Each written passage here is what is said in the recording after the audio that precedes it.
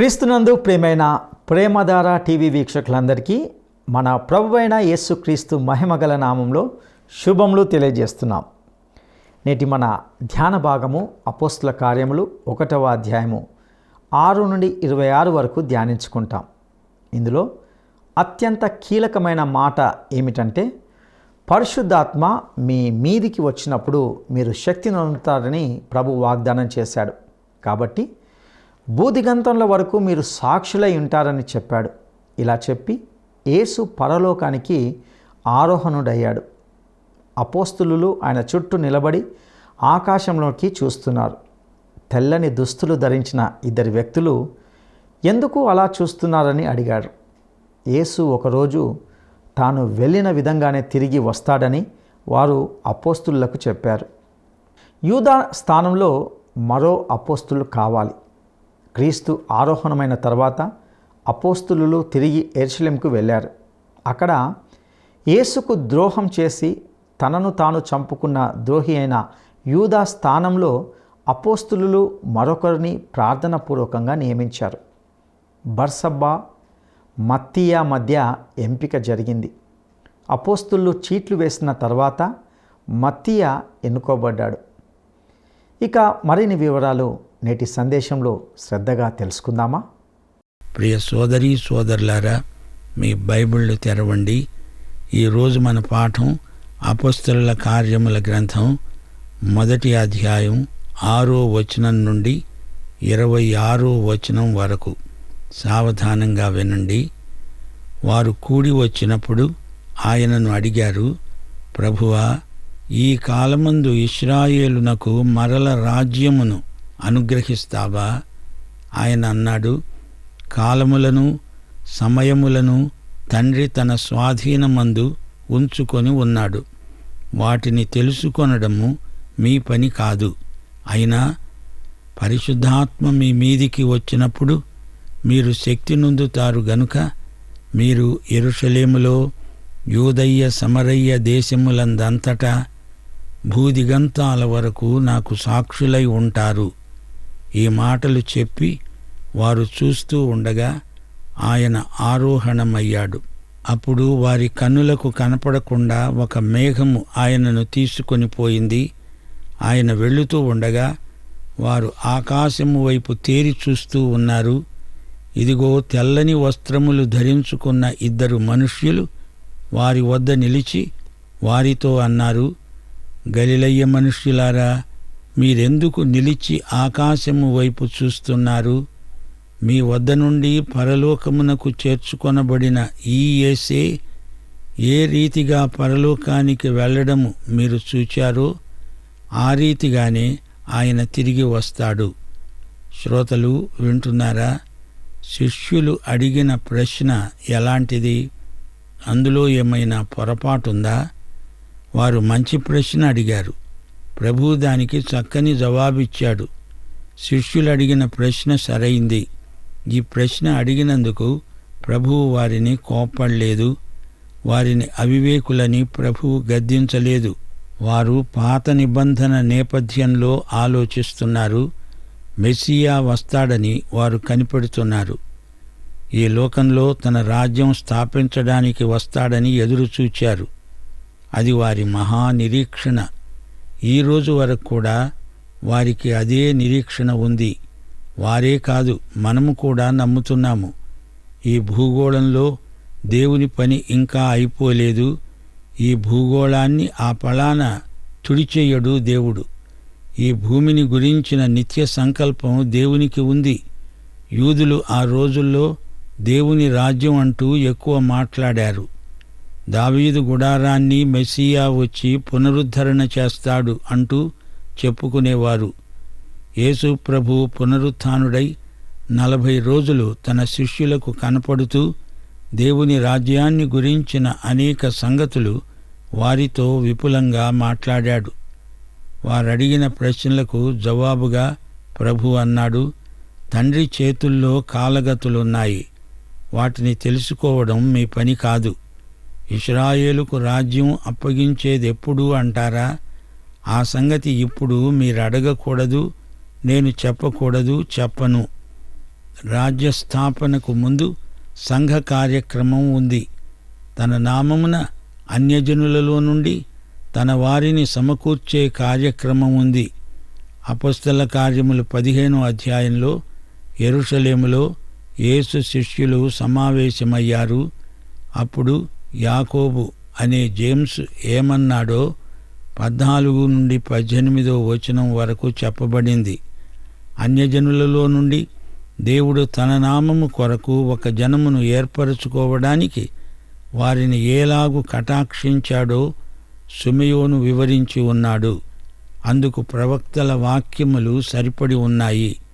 ఎట్లనగా, ఆ తరువాత నేను తిరిగి వస్తాను, మనుష్యులలో కడమవారు నా నామము ఎవరికి పెట్టబడిందో ఆ సమస్తమైన అన్యజనులు ప్రభువును వెతకునట్లు పడిపోయిన దావీదు గుడారమును తిరిగి కడతాను, దాని యొక్క పాడైన వాటిని తిరిగి కట్టి దానిని నిలువబెడతాను అని అనాది కాలము నుండి ఈ సంగతులను తెలియపరచిన ప్రభువు సెలవిస్తున్నాడు అని రాయబడింది.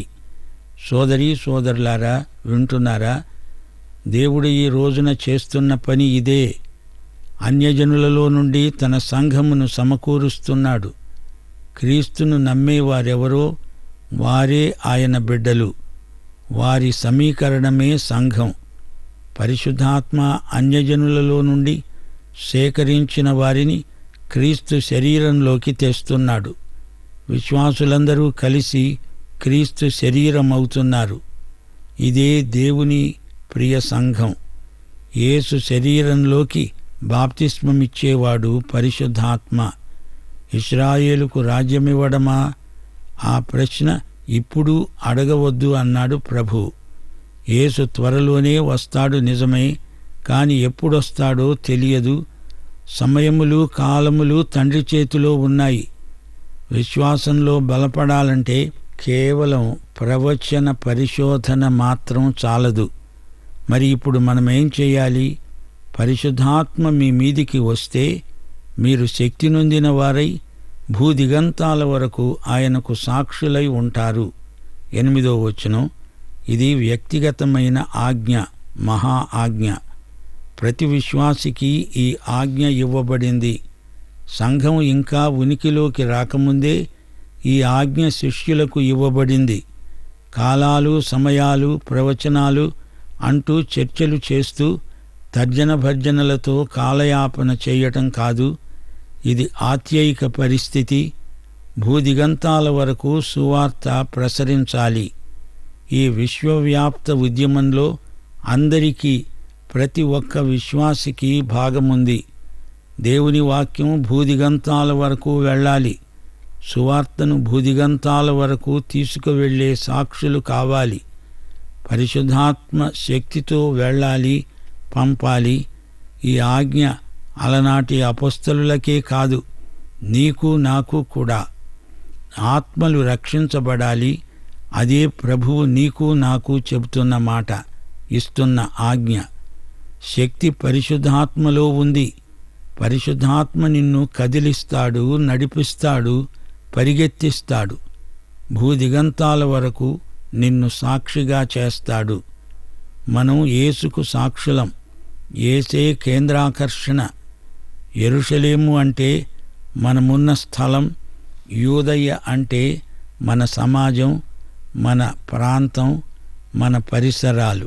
సమరయ్య అంటే ఇతర ప్రాంతాలు, పొరుగు దేశాలు, ప్రదేశాలు. విభిన్న సంస్కృతులకు సువార్త ప్రకటించాలి. అందరికీ వారికి ఇష్టమున్నా లేకపోయినా సువార్త ప్రకటించి తీరాలి. భూదిగంతాల వరకు సువార్త పంచిపెట్టాల్సిందే.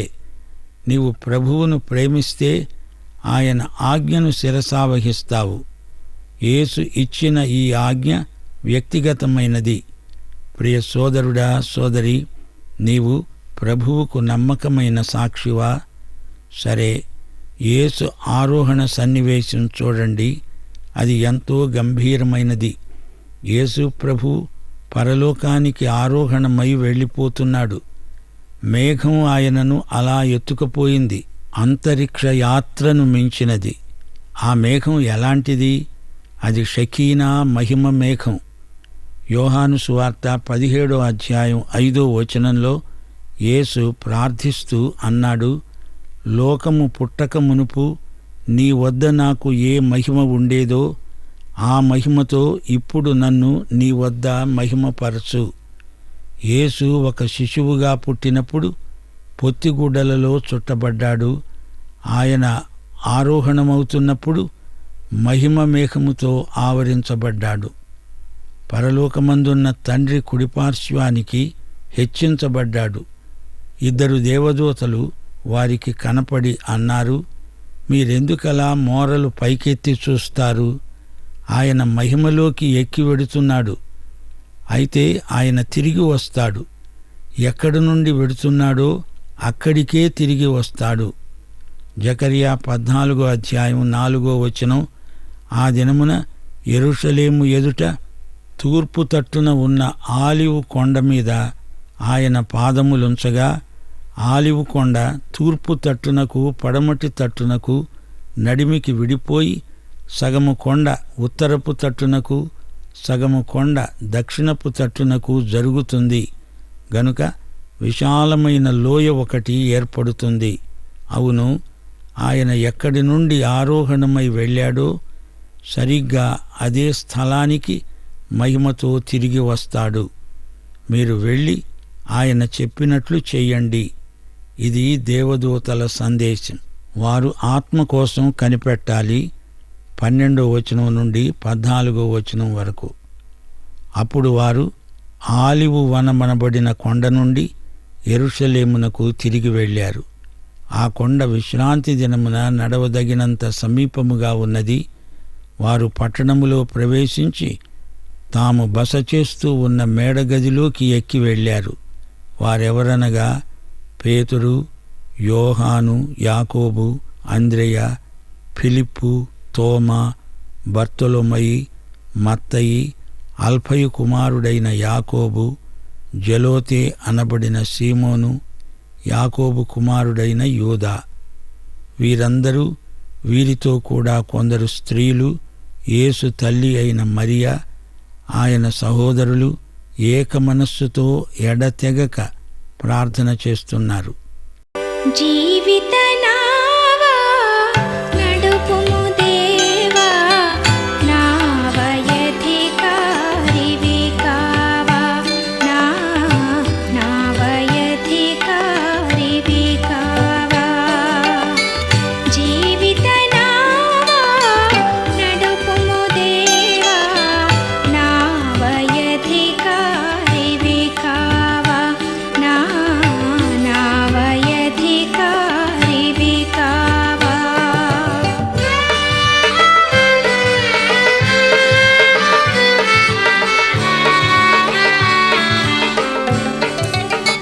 బ్రతుకెల్లా నీ ధ్యాసను కలిగి పతనమనే శత్రువునోడించి,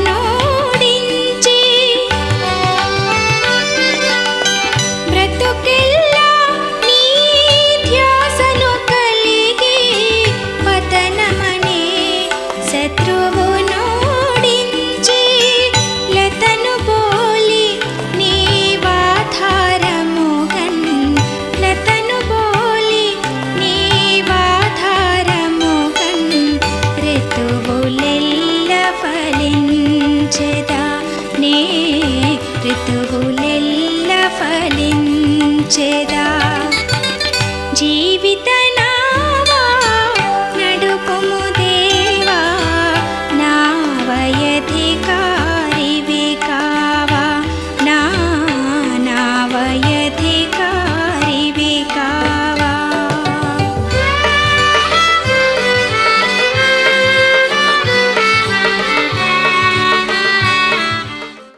సోదరీ సోదరులారా, వింటున్నారా?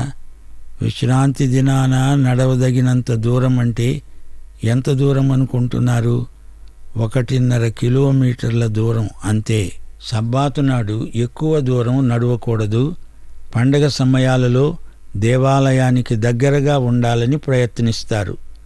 అప్పుడు జనం రద్దీ ఎక్కువ. ఆలివ్ కొండ ప్రాంతమంతా పండుగ సమయంలో జనంతో కిక్కిరిసిపోయి ఉంటుంది. లక్షల కొలది ప్రజలు దేవాలయానికి తీర్థయాత్రలు చేసి వస్తుంటారు. సబ్బాతు నాడు నడవదగినంత దూరంలోనే వారు ఉండాలి. మేడగదిలో యేసు తల్లి అయిన మరియ కూడా ఉంది. ఆమె మీద ప్రజలు మోపిన నింద తొలగిపోయింది. యేసు దేవుని కుమారుడని, కన్యకకు జన్మించాడని రుజువైంది. మేడగదిలో ఉన్న వారిలో ఏకభావము, ఏకాత్మ ఉండడము విశేషం. యేసు ఆరోహణానికి, పరిశుద్ధాత్మ రాకడకు మధ్య 10 దినాలు ఎంతో అర్థవంతమైన సమయమది. అలాంటి రోజులు మళ్ళీ వస్తాయా అనిపిస్తుంది. ఈ రోజున ఆ విధంగా పరిశుద్ధాత్మ రాకడ కోసం కనిపెట్టే పని లేదు. ఆయన వచ్చాడు, మేడగదిలో ఉన్న వారందరిపైకి వచ్చాడు. వారు శక్తి నొందారు. అది చరిత్ర. అది ఒక అపూర్వ సంఘటన. అపొస్తలుణ్ణి నియమించారు. 15 నుండి 20వ వచనం వరకు. ఆ కాలమందు ఇంచుమించు 120 మంది సహోదరులు కూడి ఉండగా పేతురు వారి మధ్యను నిలిచి అన్నాడు, సహోదరులారా, యేసును పట్టుకొనిన వారికి త్రోవ చూపిన యూదాను గూర్చి పరిశుద్ధాత్మ దావీదు ద్వారా పూర్వము పలికిన లేఖనము నెరవేరవలసి ఉంది. అతడు మనలో ఒకడుగా ఎంచబడినవాడై ఈ పరిచర్యలో పాలు పొందాడు. ఈ యూదా ద్రోహము వలన సంపాదించిన రూకలనిచ్చి ఒక పొలము కొన్నాడు. అతడు తలక్రిందులుగా పడి నడిమికి బద్దలైనందున అతని పేగులన్నీ బయటికి వచ్చాయి. ఈ సంగతి యెరూషలేములో కాపురమున్న వారందరికీ తెలియవచ్చింది.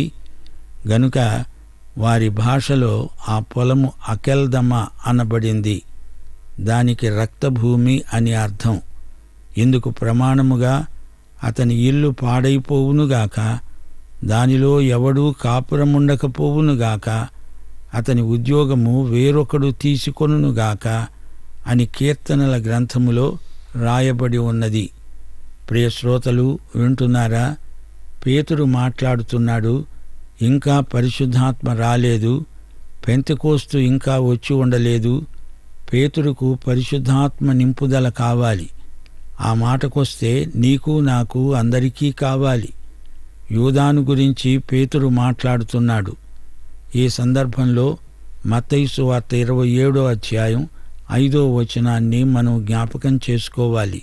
యూదా ఆ వెండి నాణెములు దేవాలయములో పారవేసి పోయి ఉరిపెట్టుకున్నాడు. అయితే అపొస్తలుల కార్యముల్లో ఆ డబ్బుతో ఒక పొలం కొనబడింది అని చెప్పబడింది. మత్తయి సువార్తలో యూదా ఉరిపెట్టుకున్నాడు అని ఉంది. అపొస్తల కార్యములో అతడు కింద పడితే నడిమికి బద్దలై అతని పేగులన్నీ బయటికి వెళ్ళుకొచ్చాయి అని చెప్పబడింది. ఆ స్థలం అకెల్దమ అనబడింది. ఏమి జరిగిందంటే, యూదా తన నడికట్టుతో ఉరిపెట్టుకుంటే ఆ నడికట్టు కాస్త తెగిపోయింది. అతడు కింద పడ్డాడు. పేగులు బయటికి వచ్చేటంతగా అతడు కింద రాళ్ల మీద పడిపోయాడు. యూదా దేవాలయంలో పారేసిన రూకలను తిరిగి దేవాలయం ఖజానాలో వేయకూడదు. అది అపవిత్రమైన డబ్బు. దాన్ని తిరిగి అతనికే ఇచ్చేయాలి. అది యూదా డబ్బు. దానితో కుమ్మరివాని పొలం కొన్నారు. సీమోను పేతురు యూదా స్థలాన్ని భర్తీ చెయ్యాలని చూస్తున్నాడా? పరిశుద్ధాత్మ రాకముందు పేతురు ఆలోచన అది. యూదా పోగొట్టుకున్న పదవికి మత్తీయ అనే వ్యక్తిని ఎన్నుకున్నారు. మత్తీయ మంచివాడే. అపొస్తలుడుగా ఉండవలసిన అర్హతలు ఇతనికి ఉన్నాయి. యేసు పునరుత్థానానికి అతడు సాక్షి. 21 నుండి 26వ వచనం వరకు పేతురంటున్నాడు, యోహాను బాప్తిస్మమిచ్చినది మొదలుకొని ప్రభువైన యేసు మన వద్ద నుండి పరమునకు చేర్చుకొనబడిన దినము వరకు ఆయన మన మధ్య సంచరిస్తూ ఉండిన కాలమంతా మనతో కలిసి ఉన్న వీరిలో ఒకడు మనతో కూడా ఆయన పునరుత్థానమును గురించి సాక్షి అయి ఉండడము ఆవశ్యకం. పేతురు ఏం మాట్లాడుతున్నాడు? పరిశుద్ధాత్మ పలికించిన మాటలు కావవి. 23వ వచనం, అప్పుడు వారు యోసేపు, మత్తీయ అనే 2 అభ్యర్థులను తెచ్చారు, ప్రార్థన చేశారు. అందరి హృదయములను ఎరిగి ఉన్న ప్రభువా, తన చోటికి పోవడానికి యూదా తప్పిపోయి పోగొట్టుకున్న ఈ పరిచర్యలో, అపొస్తలత్వములో పాలు పొందడానికి వీరిద్దరిలో నీవు ఏర్పరచుకున్న వానిని కనపరచు. అంతట వారు వీరిని గురించి చీట్లు వేయగా మత్తీయ పేరట చీటి వచ్చింది గనుక అతడు 11 అపొస్తలులతో కూడా లెక్కించబడ్డాడు. సోదరీ సోదరులారా, వింటున్నారా? ఈ చీట్లు వేయటం తతంగం అంతా పరిశుద్ధాత్మ నడుపుదల కాదు. మత్తీయ దేవుడేర్పరచుకున్న వ్యక్తి కాడు. ఇస్కరియోతు యూదా పోగొట్టుకున్న ఆ స్థలానికి ప్రభువు ఎప్పుడో ఒకరిని ఏర్పాటు చేశాడు. ఈ మత్తీయ పేరు మళ్ళీ ఎక్కడా వినబడదు. అతడు ఏమి చేశాడో అది చెప్పబడి ఉండలేదు. పరిశుద్ధాత్మ ఈ మత్తీయను గుర్తించినట్లు దాఖలా లేదు. దేవుడు ఆ స్థలానికి పౌలును నిర్ణయించాడు. పౌలు గలతీ పత్రిక రాస్తూ 1వ అధ్యాయం 1వ వచనంలో అన్నాడు, మనుష్యుల మూలముగానైనా ఏ మనుష్యుని వలననైనా కాక యేసుక్రీస్తు వలన, ఆయనను మృతుల్లో నుండి లేపిన తండ్రి అయిన దేవుని వలన అపొస్తలుడుగా నియమించబడిన పౌలు అనే నేను. చూచారా, పౌలును యేసు తన అపొస్తలుడుగా నియమించాడు. తండ్రి అయిన దేవుడు నియమించాడు. ఎలా నియమించాడు? పరిశుద్ధాత్మ ద్వారా ఈ నియామకం నిర్ధారించబడింది. పౌలు యొక్క సేవా జీవితంలో దీనికి ఎన్నెన్నో రుజువులు మనకు లభిస్తున్నాయి.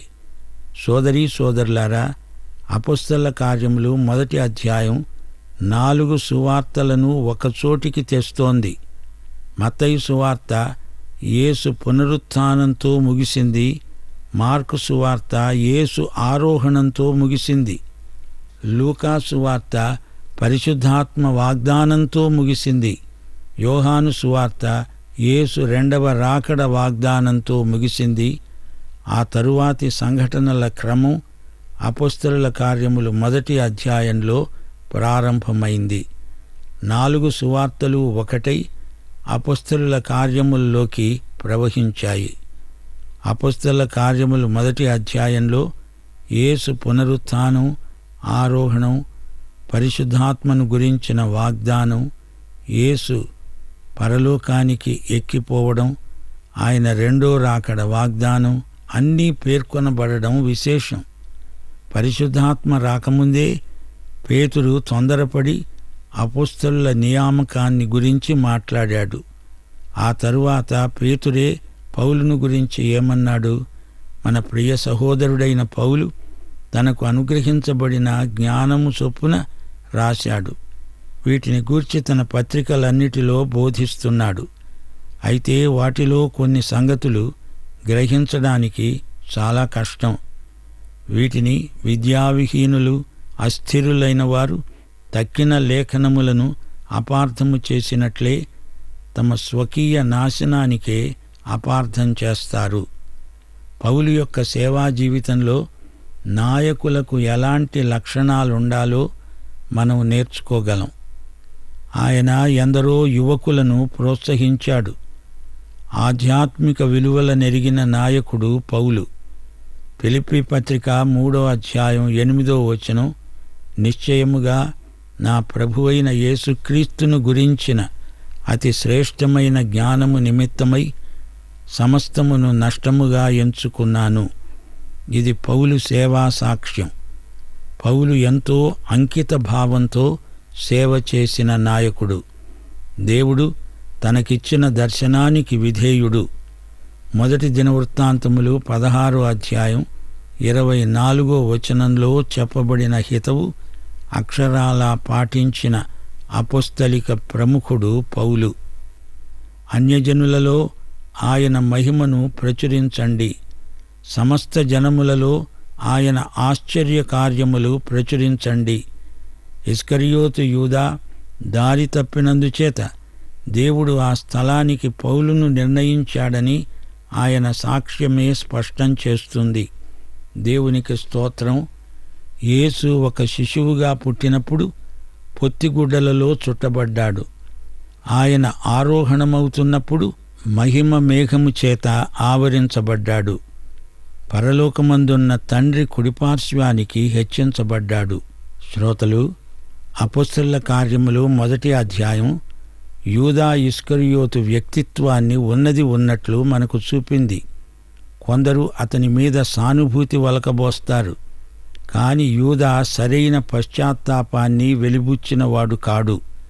తనకు తీర్పు రాబోతోంది అనే భయంతో ఏడ్చాడు, కాని తన ప్రభువును బాధపెడుతున్నానే అని అతడు దుఃఖించలేదు. దైవచిత్తానుసారమైన దుఃఖము మారు మనస్సు కలుగచేస్తుంది అని వాక్యం చెబుతోంది. అపొస్తలుల కార్యములు 2వ అధ్యాయంలో పెంతెకోస్తు సంఘటన మనం చూడబోతున్నాము. పరిశుద్ధాత్మ రాకడ, పేతురు మహాప్రసంగం ఆ అధ్యాయంలో వివరంగా వింటాము. ఈ పాఠం ఇంతటితో ముగిసింది. మన ప్రభు అయిన యేసుక్రీస్తు వారి కృప, తండ్రి అయిన దేవుని ప్రేమ, పరిశుద్ధాత్మ యొక్క అన్యోన్య సహవాసము మనందరికీ నిత్యత్వము వరకు తోడై ఉండునుగాక. ఆమేన్. యేసు ఏ కొండ మీద నుండి పరలోకానికి ఆరోహణమయ్యాడు? యేసు ఏ కొండ మీద నుండి పరలోకానికి ఆరోహణమయ్యాడు? 1 మోరియా కొండ, 2 కల్వరి కొండ, 3 ఒలీవల కొండ. ఈ ప్రశ్నకు సరైన జవాబును ఈ వాట్సాప్ నంబర్కు పంపండి. మా వాట్సాప్ నంబర్ 9399952570. ప్రియులారా, ఇందులో పరిశుద్ధాత్మ మీ మీదికి వచ్చినప్పుడు మీరు శక్తి నొందుతారని ప్రభు వాగ్దానం చేసినట్టుగా చూశాం. ప్రభు అన్నాడు, కాబట్టి భూదిగంతముల వరకు మీరు సాక్షులై ఉంటారని చెప్పాడు. మనము విశ్వాసంలో బలపడుటకు యేసుకు సాక్షులై ఉండాలి. ఇది యేసు ప్రతి విశ్వాసికి ఇచ్చిన వ్యక్తిగతమైన మహా ఆజ్ఞ. భూదిగంతముల వరకు సువార్త అందాలి. మనము సువార్తను తీసుకువెళ్ళే సాక్షులు కావాలి. పరిశుద్ధాత్మ దేవుడు తన శక్తితో నిన్ను నన్ను కదిలిస్తాడు. మనము యేసుకు సాక్షులం. యెరూషలేం అంటే మనం ఉన్న స్థలం. యూదయ అంటే మన సమాజం. సమరయ అంటే మన పొరుగు ప్రాంతం. ఈ విధంగా మనము సాక్షులుగా ఉండాలనేది ప్రభు యొక్క చిత్తం. ఆరోహణం ద్వారా యేసు హెచ్చించబడ్డాడు. యేసు ఎక్కడి నుండి ఆరోహణమై పరలోకమునకు వెళ్ళాడో తిరిగి అదే స్థలానికి వస్తాడు. మేడగదిలో ఉన్న వారందరికీ ఏక ఆత్మ, ఏక భావం ఉన్నట్లే నేటి విశ్వాసులుగా మనకు ఉండాలి. ఇస్కరియోతు యూదా తాను తలపెట్టిన ద్రోహానికి పశ్చాత్తాపడలేదు. పైగా తనకు తాను చంపుకున్నాడు. అయితే దైవ చిత్తానుసారమైన దుఃఖము రక్షణార్థమైన మారు మనసు కలగజేస్తుంది. ఇక వచ్చే పాఠంలో అనగా 2వ అధ్యాయంలో మనము పెంతెకొస్తు సంఘటనను గురించి తెలుసుకుంటాం. సిద్ధపడండి. సర్వశక్తిమంతుడైన దేవుడు మీకు తోడయుండి నడిపించునుగాక. దైవాశీస్సులు. ఈ కార్యక్రమం మీకు నచ్చిందా? అయితే వెంటనే మిస్డ్ కాల్ ఇవ్వండి. బహుమతి పొందే విజేత మీరే కావచ్చు.